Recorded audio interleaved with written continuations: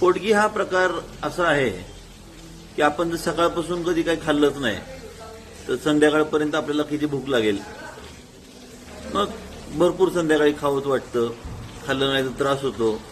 तसं आहे, एकदा जर पोटगी लागली तर ती बंद होणं अतिशय कठीण आहे केस संपेपर्यंत.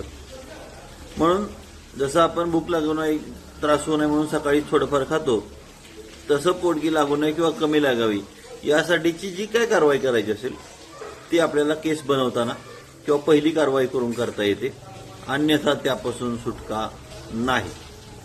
आणि ज्यावेळेस पोटगी लागते त्यावेळेस ती जर योग्य लागली नसेल तरच अपीलचा निर्णय करावा, अन्यथा आपल्या चुकांसाठी अपील करून त्यामध्ये यश मिळत नाही, उलट पैसा आणि मनस्ताप आणखीन जातो आणि केस आणखीन जास्त वर्ष चालते.